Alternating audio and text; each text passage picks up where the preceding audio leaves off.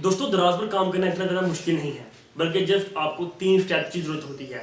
जिसमें पहली बात आती है दराज पे आपने सेलर अकाउंट बनाना है। दूसरे नंबर पर बात आती है जो पैसा आपने उसमें इन्वेस्ट करना है। और तीसरे नंबर पर जो बात आती है वो है प्रोडक्ट की, कि आपने कौन सी प्रोडक्ट जो है वो दराज पर सेल करनी है। दोस्तों इनमें से जो पहली दो हैं उनका ज़्यादा किरदार नहीं है, वो मैं आपको वीडियो में बताऊंगा कैसे इनका ज़्यादा किरदार नहीं है, बल्कि सबसे ज़्यादा किरदार है और सबसे ज़्यादा इंपॉर्टेंट चीज़ है वो आ रही जो कि लास्ट पे है आपकी प्रोडक्ट।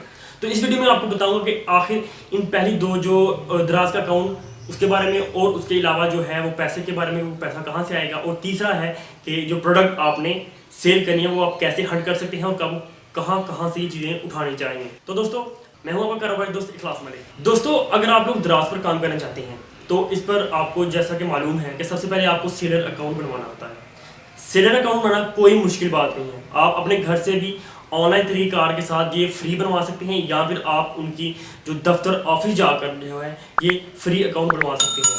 आपको जस्ट उनको अपनी जो है वो शनाख्त की कापी और उसके अलावा आपको अपनी बैंक स्टेटमेंट के लिए जो है आपको चेक की एक कापी आपको देनी होगी। आपको अपना एक ईमेल नंबर और अपना मोबाइल नंबर देना होगा। इसके ज़रिए आप उनको जब देंगे वो आपको 1 या 2 दिन के बाद आपकी अकाउंट की जो रजिस्ट्रेशन है वो करके आपको ईमेल और पासवर्ड दे देंगे। उसके बाद आप जो है अपने प्रोडक्ट को उस पर अपलोड कर सकते हैं। इसलिए मैं कह रहा था कि जो दराज का अकाउंट बनाना है वो मुश्किल बात नहीं है, इसलिए इसकी ज़्यादा इतनी अहमियत नहीं है। दूसरे नंबर पर बात आती है कि पैसे की, कि आपके पास कितना पैसा होना चाहिए। इसकी भी ज़्यादा मेरे नज़दीक अहमियत नहीं है, क्योंकि अगर आपके पास पैसा मौजूद नहीं है तब भी आप दराज पर काम कर सकते हैं और अच्छा खासा प्रॉफिट कमा सकते हैं। वो कैसे है उसके बारे में आपको इस वीडियो में कंप्लीट बताऊंगा। दोस्तों इसके लिए आप मुख्तलिफ तरीक़ार के जरिए जो है वो प्रोडक्ट को इस पर अपलोड कर सकते हैं। उससे पहले आपको ये बात मद्देनजर रखनी होगी कि आपको कौन कौन सी चीज़ें जो हैं वो दराज पर अपलोड करके सेल करनी है, यानी कि प्रोडक्ट हंटिंग, कि कौन कौन सी प्रोडक्ट आपने सेलेक्ट करनी है ताकि वो जब मार्केट में लोगों के सामने शो हो तो लोगों को उनकी ज़रूरत हो वो आपसे ख़रीद लें। इसमें क्या चीज़ें आ जाती हैं, ज़्यादातर चीज़ें जो बाय होती हैं वो दोस्तों ये हैं कि जिनकी मार्केट में किल्लत है, यानी कि कुछ चीज़ें जो कि पाकिस्तान में अवेलेबल नहीं है, या फिर पाकिस्तान में कुछ लोग सेल करते हैं वो ज़्यादा मिकदार में नहीं, तो आप ऐसी चीज़ों को भी जो है वो हंट करके यानी कि उनको तलाश करके उसको सेल कर सकते हैं। उसके बाद बात आती है कि आपने जो, यानी कि अगर आप इससे पहले भी कोई बंदा वो चीज़ें सेल कर रहा है, हालांकि काफ़ी मिकदार में लोग सेल कर रहे हैं, तो आपको चाहिए कि आप रेट्स के मुताबिक और क्वालिटी के मुताबिक, यानी अगर रेट्स आपके कम होंगे तो भी आपके पास कस्टमर आएगा। जब भी कोई बंदा चीज़ ख़रीदने लगता है तो वो जो है वो एक ही जो स्क्रीनशॉट है उस पर क्लिक नहीं करता, बल्कि मुख्तलिफ जो है शॉप्स में जाकर उसको चेक करता है कि कहाँ से वो चीज़ सस्ती मिल रही है और कहाँ से अच्छी मिल रही है।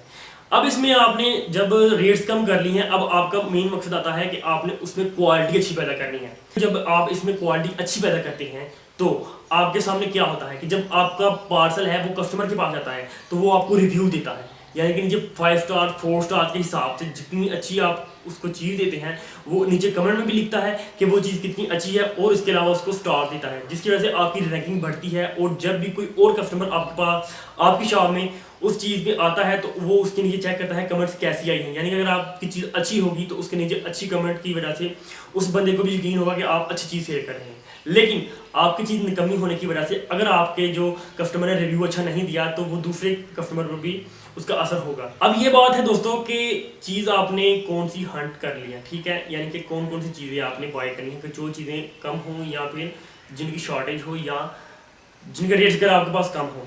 अब बात आती है कि आपने वो चीज़ें कैसे बाय करनी है और कैसे सेल करना है। इसमें आपको पैसों की ज़रूरत नहीं होगी। कुछ चीज़ें हैं जिसमें अगर आपके पास पैसे हैं तो भी आप सेल कर सकते हैं। मैं आपको 5 तरीके ऐसे बताने वाला हूँ कि आप जिसके ज़रिए चीज़ों को बाय करके सेल कर सकते हैं। दोस्तों सबसे पहले जो नंबर में मैंने लिखा हुआ है वो है कि आप जो है अपनी प्रोडक्ट लॉन्च करें, यानी कि अगर आप कोई भी काम करते हैं, चाहे आप हाथ से काम करते हैं या फिर कोई भी काम करते हैं, कोई हुनर है आपके पास, जैसे कि आप कोई ग्लव्स वगैरह सीखते हैं, कोई जैकेट्स वगैरह सीखते हैं, या फिर कोई सिलाई का काम करते हैं, इसके अलावा भी आप कोई चीज़ें बनाते हैं जैसे कि डेकोरेशन पीसेस वगैरह बनवा लेते हैं, तो आपको चाहिए कि आप अपनी कोई प्रोडक्ट बना कर है उसको लॉन्च करें। ऐसे ये होगा कि जब आप अपनी प्रोडक्ट लॉन्च करेंगे तो उसका कोई भी कॉपी नहीं होगा, वो जस्ट आप ही सेल कर रहे होंगे। इससे ये होगा कि जब भी आप वो चीज़ सेल करेंगे देन वो मार्केट में एक ही शॉप पर अवेलेबल होगी और आप ही उसे सेल कर रहे होंगे, रेट भी आप ही ने सेट करनी है और क्वालिटी भी आप ही की होगी कि जितनी अच्छी आप चाहे क्वालिटी उसमें करके उसको सेल कर सकते हैं। सबसे पहले बात ये आती है कि आप इस तरीक़ेकार के जरिए जो है वो सेल कर सकते हैं। उसके बाद दोस्तों है जैसा कि अगर आप कोई कारखाना चलाते हैं या फिर फैक्ट्री चलाते हैं, यानी कि आप पहले से कोई स्पोर्ट्स का काम करते हैं, ट्राउज़र वगैरह का काम करते हैं, उसके अलावा बॉक्सिंग वगैरह इस तरीके के साथ जितना भी फैक्ट्री का सामान है जो कि आप मशीनरी वगैरह तैयार करते हैं, ये सारी की सारी अगर आपकी फैक्ट्री में तैयार होती हैं तो आप इसको ऑनलाइन सेल कर सकते हैं। यानी कि जो चीज़ एक तो आपने आगे अपने कस्टमर को जो कि बाहर या अब्रॉड में है या फिर यहाँ पाकिस्तान में मौजूद है जहाँ आपको उनको सेल करते हैं, तो इसके अलावा आप उनके अलावा जो यानी कि एक तो ये है कि आप उनका लोगो लगाते हैं, आपने उनका लोगो नहीं लगाना बल्कि आपने अपना कोई लोगो बना के उसे पंच करके जो है उसी क्वालिटी को आगे सेल करना है। ऐसे ये होगा कि आपका जो ब्रांड है वो भी आहिस्ता आहिस्ता बनता जाएगा और आपके कस्टमर के अलावा आपका अपने ज़रिए जो है आप सेल करेंगे उसमें आपको ज़्यादा प्रॉफिट होगी। इससे ये होगा कि जब भी आपको ऑर्डर आएगा, आप की फैक्ट्री में काफ़ी ज़्यादा लोग काम करते हैं, तो आपने किसी एक बंदे को ही जो है ये प्रोडक्ट दे देना है कि वो आपकी जो दराज के अकाउंट पर उसको भी डील करे। जब वहाँ पे ऑर्डर आएगा जस्ट आपने वहाँ से पीस उठा के उनको सेल कर देना है।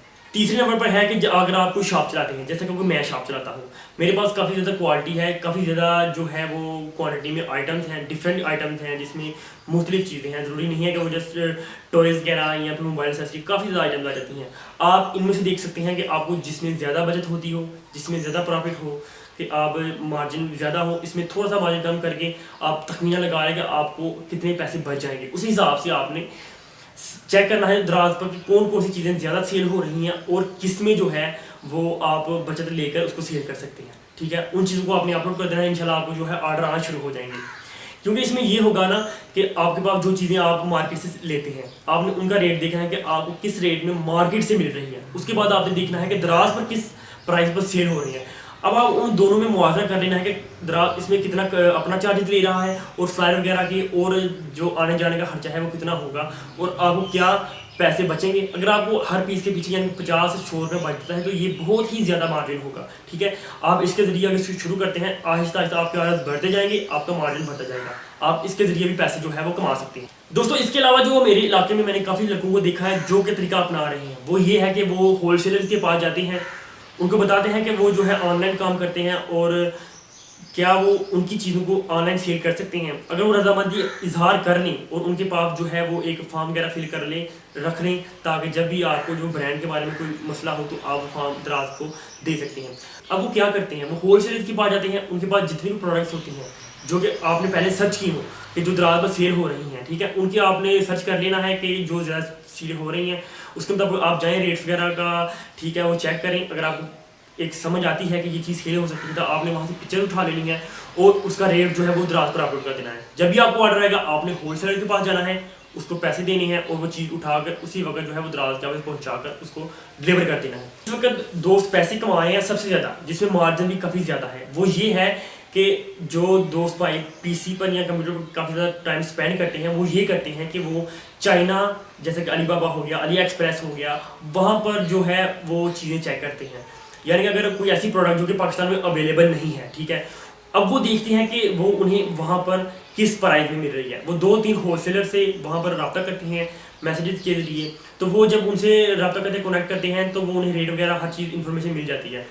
वही चीज़ें वो कॉपी पेस्ट करते हैं, यानी कि वहाँ अलीबाबा अली एक्सप्रेस से चीज़ें उठा के जो है वो दराज पर अपलोड कर देते हैं, पिक्चर्स वगैरह, रेट्स वगैरह, हर चीज़ वो अपना मार्जिन लेकर जो है अपलोड कर देते हैं। लेकिन वो करते ये हैं कि यानी कि अगर दराज पर आपको 7 दिन के बाद जो है वो आपकी शिपमेंट होती है, पार्सल मिलता है, तो वो टाइम पीरियड ज़्यादा कर लेते हैं, यानी कि 15 दिन का कर लेते हैं। क्योंकि जब आपके पास दराज पर ऑर्डर आएगा आपने वही ऑर्डर उसी वक्त जो है वो डिलीवर कर देना है अली एक्सप्रेस पे या अलीबाबा पे, ठीक है। तो वहाँ पर जब आपका जो आपका होलसेलर बैठा होगा उसको पता चल जाएगा कि ऑर्डर आया है, वो 1 या 2 भी जितने भी आपके ऑर्डर गए होंगे वो उसी वक्त उधर से जो है ना वो शिप कर देगा, यानी कि उधर से आते हुए 7-8 दिन लग जाएंगे। और इसके अलावा जब आपके पास पहुँचेगा तो आपने दराज पर पहुँचाना है, तो वहाँ से ठीक है पहुँचते पहुँचते 7-8 दिन, यानी कि तकरीबन 15 दिन का आपने पीरियड लगाना है। अब आप सोचते होंगे कि अगर हर कौन सा कस्टमर है जो कि 15 दिन तक आपका इंतजार करेगा। देखिए दोस्तों, जो चीज़ें पाकिस्तान में अवेलेबल नहीं हैं उसमें ये होता है कि कस्टमर काफ़ी ज़्यादा देर भी इंतज़ार कर लेता है, यहाँ तक कि महीना अमेज़ोन से आते हुए भी वो वेट कर लेते हैं, क्योंकि उन्हें वो चीज़ चाहिए होती है, वो पूरे पाकिस्तान में अवेलेबल नहीं होती। इसलिए वो जो है वो अमेज़ोन या भी दूसरी जो ये ऑनलाइन सेलिंग शॉप्स हैं वहाँ पर इसका वेट कर लेते हैं, चाहे वो उन्हें 10-20 दिन भी वेट करना पड़े, ठीक है। तो इस तरीक़ाकार के ज़रिए आप भी पैसे कमा सकते हैं कि आपको ऑर्डर आएगा, आपने वो ऑर्डर आगे अली एक्सप्रेस में भेज देना है, वो आपको ऑर्डर वापस भेजेगा, चीज़ भेजेगा और उसी चीज़ को आपने दराज पर भेज देना है। दोस्तों, ये तरीक़ाकार बहुत ही ज़्यादा जो है वो आसान है, क्योंकि इसके ज़रिए आपको ज़्यादा इन्वेस्टमेंट की ज़रूरत नहीं होगी। जस्ट ये होगा कि आपको जो ऑर्डर आएगा उसके पैसे आपने आगे भेजने हैं। इससे आप ज़्यादा पैसे कमा सकते हैं। क्योंकि वो कैसे? क्योंकि इसके मुकाबले में आपका जो कंपटीटर है, कोई आपका मुकाबला करने वाला पूरे पाकिस्तान में नहीं होगा कि जो ये चीज़ सेल कर रहा होगा। इसलिए आप उसको अपने पसंद के हिसाब से जो है वो ज़्यादा बजट लेकर भी सेल कर सकते हैं। तो दोस्तों आज के लिए ये 5 तरीके थे कि आप कैसे प्रोडक्ट को जो है वो सेल कर सकते हैं। इसके अलावा भी इंशाल्लाह अगर आपके कोई ख्याल में कोई ऐसा आइडिया हो जो कि मुझसे छूट गया हो तो आप मुझे वो बता सकते हैं। इंशाल्लाह उसकी रहनुमाई भी मैं आपको जो है वीडियोज़ में बता दूंगा, अपने दोस्तों को शेयर कर दूंगा ताकि उनके जहन में भी ये बात आ जाए। तो दोस्तों अगर आपके पास कोई यूनिक आइडिया है देन हमसे शेयर करें, इंशाल्लाह हम आपकी बात को आगे पहुँचाएँगे। और नेक्स्ट वीडियोज़ के लिए अल्लाह हाफिज़। हमारे चैनल को सब्सक्राइब करें और बेल आइकन घंटी को दबा लें।